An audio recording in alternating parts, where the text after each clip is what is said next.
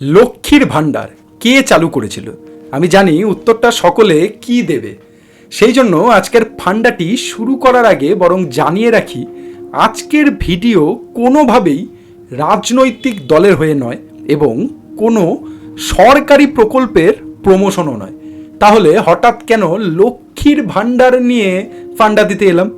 Thumbnail দেখে ইতিমধ্যেই আঁচ করে ফেলেছেন আপনারা যে আজকের বিষয়টি ঠিক কী, এবং আজ বলবো এমন এক প্রকল্প নিয়ে যার নাম লক্ষ্মীর ভাণ্ডার, যা আজ থেকে 122 বছর আগে ঠাকুরবাড়ির এক সদস্যার ব্রেন চাইল্ড প্রকল্প। পুরো ফান্ডাটি অবশ্যই স্কিপ না করে দেখুন। আজ আমরা জানবো ইতিহাসের এক বিস্তৃত গল্প। একজন বাঙালি নারী কিভাবে 1904 সালেই লক্ষ্মীর ভাণ্ডার নামে এক অভিনব উদ্যোগ শুরু করেছিলেন।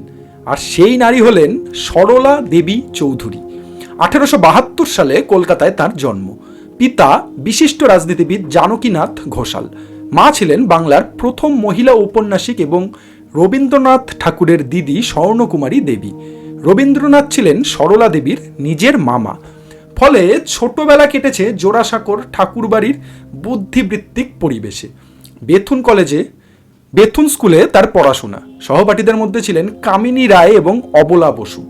1886 সালে এন্ট্রান্স এবং 90 সালে ইংরেজিতে অনার্স সহ বিএ পরীক্ষায় মেয়েদের মধ্যে সর্বোচ্চ নম্বর পেয়ে পান পদ্মাবতী স্বর্ণপদক। কিন্তু শুধু শিক্ষিত বুদ্ধিজীবী হয়েই সরলা দেবী থেমে থাকেননি।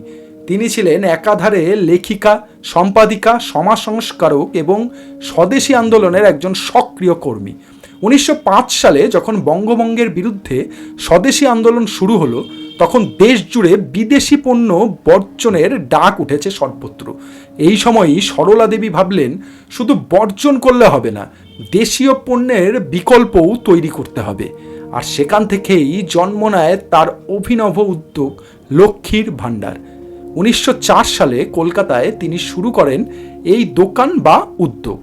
এটি ছিল এক বিশেষ ধরনের স্বদেশী নারীদের প্রতি উদ্যোগ। এখানে নারীরা নিজের হাতে তৈরি দেশীয় কাপড়, হস্তশিল্প এবং নানা পণ্য বিক্রি করতেন। লক্ষ্য ছিল দুইটি: প্রথমত স্বদেশী আন্দোলনকে শক্তিশালী করা, দ্বিতীয়ত নারীদের অর্থনৈতিকভাবে স্বনির্ভর করে তোলা। ভাবুন তো, আজ আমরা যে স্বনির্ভর গোষ্ঠী বা সেলফ হেল্প গ্রুপের কথা শুনি, যেখানে মহিলারা একসাথে কাজ করে অর্থনৈতিকভাবে এগিয়ে যান, অনেক ইতিহাসবিদ মনে করেন এই ধারণার বীজ কিন্তু সরলা দেবীর তৈরি লক্ষ্মীর ভাণ্ডার প্রকল্পটি। শুধু এটুকুই নয়, 1910 সালে সরলা দেবী এলাহাবাদে প্রতিষ্ঠা করেন ভারতের প্রথম মহিলা সংগঠন ভারত স্ত্রী মহামণ্ডল। নারী শিক্ষা, সমাজ সংস্কার এবং নারী স্বনির্ভরতার জন্য এই সংগঠন দেশের নানা প্রান্তে কাজ করেছিল। তিনি দীর্ঘদিন ভারতী পত্রিকার সম্পাদক ছিলেন এবং লিখেছেন নববর্ষের স্বপ্ন, জীবনের ঝরাপাতা, শিবরাত্রি পূজা প্রভৃতি গ্রন্থ।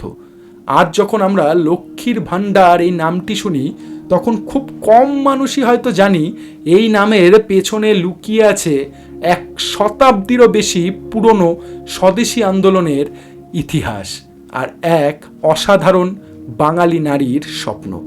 ইতিহাসের সেই ভুলে যাওয়া ফান্ডাই আজ আপনাদের সামনে পেশ করলাম।